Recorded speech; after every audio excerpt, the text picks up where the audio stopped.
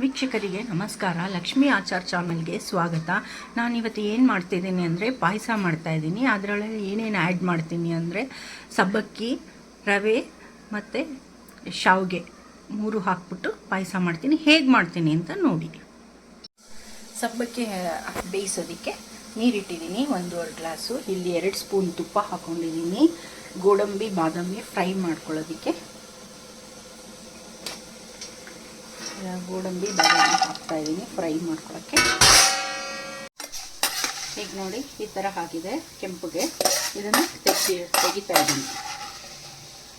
Fry ಮಾಡ್ಕೊಂಡಿರೋದ್ರಲ್ಲಿ ಇನ್ನೂ ಸ್ವಲ್ಪ ತುಪ್ಪ ಉಳಿದಿದೆ. ಅದೇ ತುಪ್ಪಕ್ಕೆ ಈ ರವೆ ಹಾಕ್ಕೊಂಡು ಫ್ರೈ ಮಾಡ್ಕೊಳ್ತೀನಿ. ಸಣ್ಣ ರವೆ ತೊಗೊಂಡಿದ್ದೀನಿ, ಒಂದು ಅರ್ಧ ಬಟ್ಲಷ್ಟು. ಆವಾಗಲೇ ನೀರು ಕಾಯ್ಸೋಕೆ ಇಟ್ಟಿದ್ನಲ್ವ, ಈಗ ಒಂದು ಅರ್ಧ ಬಟ್ಲಷ್ಟು ಸಬ್ಬಕ್ಕಿ ತೊಗೊಂಡು ಬೇಯಿಸೋಕೆ ಹಾಕ್ತಾಯಿದ್ದೀನಿ. ನೋಡಿ ಈ ಕಲರ್ ಬರೋವರೆಗೂ, ಸ್ವಲ್ಪ ಕಂದು ಬಣ್ಣ ಬರೋವರೆಗೂ ಹುರ್ಕೋಬೇಕು. ಒಂದು ಅರ್ಧ ಗ್ಲಾಸ್ ನೀರು ಹಾಕಿದ್ದೀನಿ ರವೆನ ಬೇಯಿಸ್ಕೊಳ್ಳೋಕ್ಕೆ. ಈಗ 1 ಗ್ಲಾಸ್ ನೋಡಿ ಆಗಿದೆ, ರವೆ ಬೆಂದಿದೆ ಆಗಿದೆ.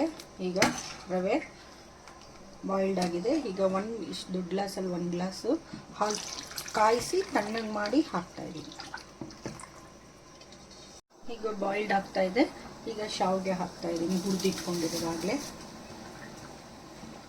ಈಗ ಇಷ್ಟು ಬೆಲ್ಲ ತೊಗೊಂಡಿದ್ದೀನಿ, ಹಾಕ್ತಾಯಿದ್ದೀನಿ.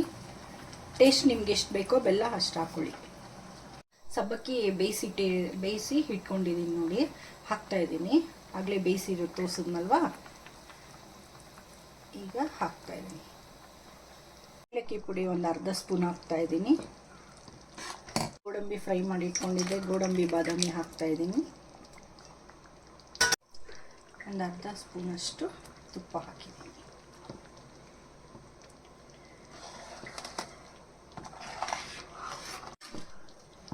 ನೋಡಿ ಎಷ್ಟು ಚೆನ್ನಾಗಿದೆ. ನೋಡಿ ಪಾಯಸ ಆಗಿದೆ ರೆಡಿಯಾಗಿ. ಈಗ ತಿನ್ನೋದಷ್ಟೇ ಬಾಕಿ. ನಿಮಗೂ ಇಷ್ಟ ಆದರೆ ನೀವು ಮಾಡ್ಕೊತೀನಿ. ಲೈಕ್ ಮಾಡಿ, ಶೇರ್ ಮಾಡಿ, ಸಬ್ಸ್ಕ್ರೈಬ್ ಆಗಿ. Thank you.